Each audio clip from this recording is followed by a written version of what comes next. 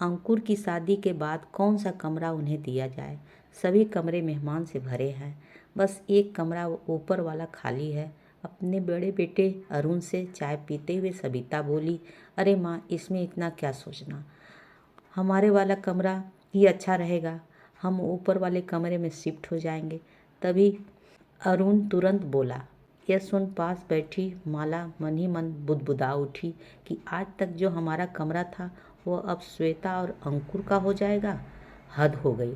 अरुण ने मेरी इच्छा जानने की ज़रूरत नहीं समझी और कह दिया कि मेरा वाला कमरा अच्छा रहेगा। तो क्या 15 दिन पूर्व हमारी शादी अब पुरानी हो गई।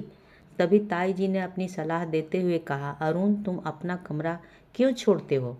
ऊपर वाला कमरा अच्छा भला है, उसे लड़कियां सजा देंगी। और हाँ, अपनी दुल्हन से भी तो पूछ ले, क्या वह अपना सुहाग कक्ष छोड़ने को तैयार है। और फिर हल्के में मुस्कुरा दी। पर अरुण ने तो त्याग की मूर्ति बन झट से कह डाला, अरे इसमें पूछने वाली क्या बात है। ये नए दुल्हा दुल्हन होंगे और हम 15 दिन पुराने हो गए। ये शब्द माला को उदास कर गए और गहमा गहमी में किसी का उसकी ओर ध्यान न गया। ससुराल की रीति के अनुसार घर की बड़ी महिलाएं और नई बहू माला बारात में नहीं गए थे। अतः बारात की वापसी पर दुल्हन को देखने की बेसब्री हो रही थी। गहनों से लदी छमछम करती श्वेता ने अंकुर के साथ जैसे ही घर में प्रवेश किया, वैसे ही कई स्वर उभर उठे। वाह, कितनी सुंदर जोड़ी है, कैसी दूध सी उजली बहू है। अंकुर की यह तो इच्छा थी कि लड़की चांद सी उजली हो। बुआ सास दुल्हा दुल्हन पर रुपए वारते हुए बोली। माला चुपचाप एक तरफ खड़ी होकर देख रही थी।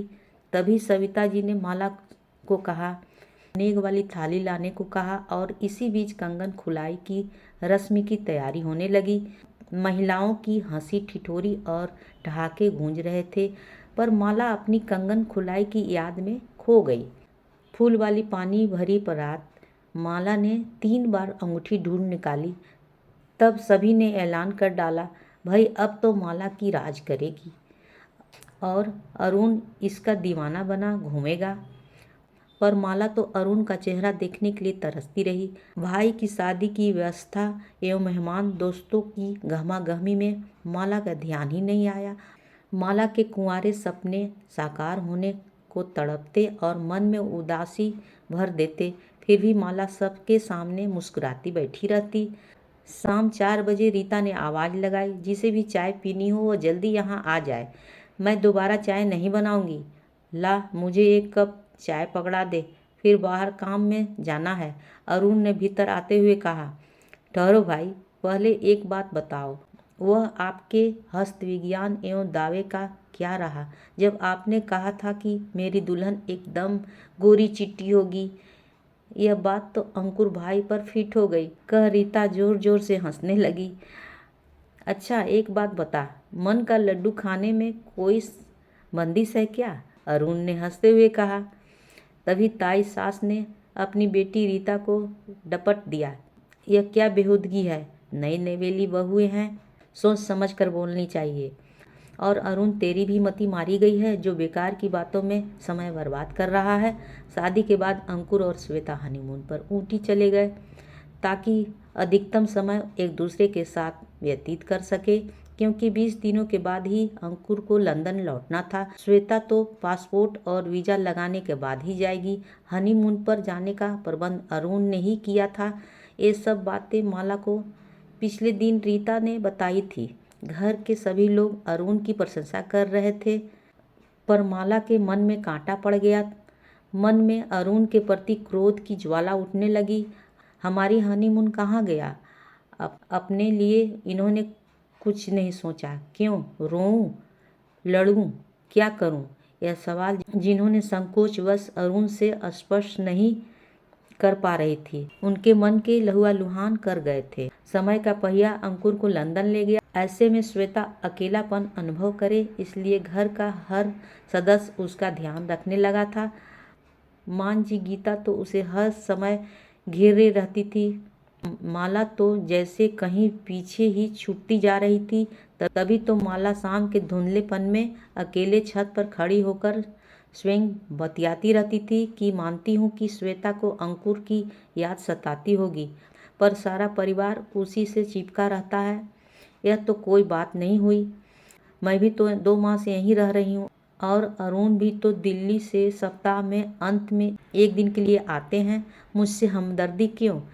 तभी किसी ने आने की आहट से उसकी विचारधारा भंग हो गई।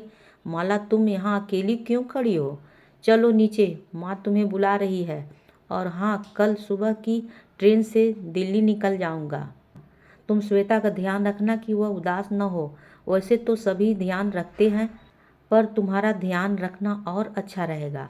जाऊंगा कल। अरुण ने चाय का कप उठा लिया। श्वेता के आने की खबर से माला का उदास चेहरा अरुण से छिपा न रह सका। क्या हुआ? अचानक तुम गुमसुम सी हो गई? अरुण ने उसकी ओर देखते हुए पूछा। अभी दिन की कितने हुए हैं हमें साथ समय बिताने की? अरे यार, उसके आने से रौनक हो जाएगी। कितनी हंसती बोलती है। तुम्हारा भी पूरा दिन मन लगा रहेगा। सारा दिन अकेले बोर होती हो। माला की बात बीच में ही काटते हुए अरुण ने कहा। माला चुपचाप चाय की ट्रे उठाकर रसोई की ओर चल पड़ी। सुहाग रात की ओर बहा ले गया कि मुझे तो प्रथम मिलन की रात्रि में प्यार के पलों से पहले संस्कार, परिवार के नियमों आदि का पाठ पढ़ाया था। मैं आज और अभी अरुण से पूछकर ही रहूंगी। सोच माला बाथरूम में सेव करते अरुण के पास जा खड़ी हुई। क्या बात है? कोई काम है क्या? सेविंग रोक अरुण ने पूछा। क्या है? क्या मैं जबरदस्ती आपके गले मढ़ी गई हूँ? क्या मुझ में कोई अच्छाई नहीं है? अरुण हाथ में सेविंग ब्रश लिए हैरान सा खड़ा रहा, पर माला बोलती रही। हर समय बस श्वेता श्वेता। मुझसे तो परंपरा निभाने की बात करते रहे और इसका बिंदासपन अच्छा लगता है। आखिर क्यों? माला का चेहरा लाल होने के साथ साथ आंसुओं में भी भीग चला था।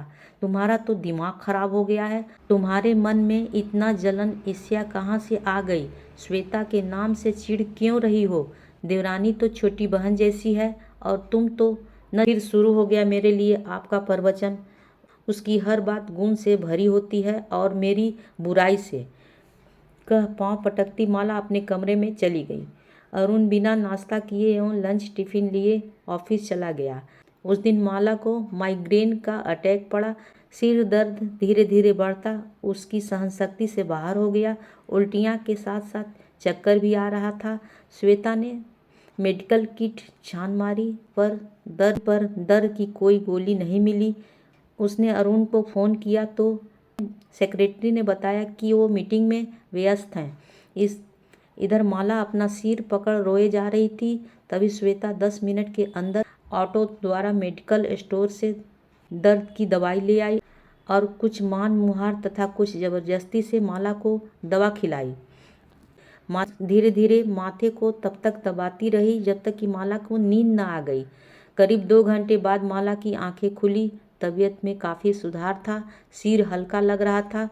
उसने उठकर इधर उधर नज़रें दौड़ाई तो देखा श्वेता 2 कप चाय एवं स्नैक लेकर आ रही है।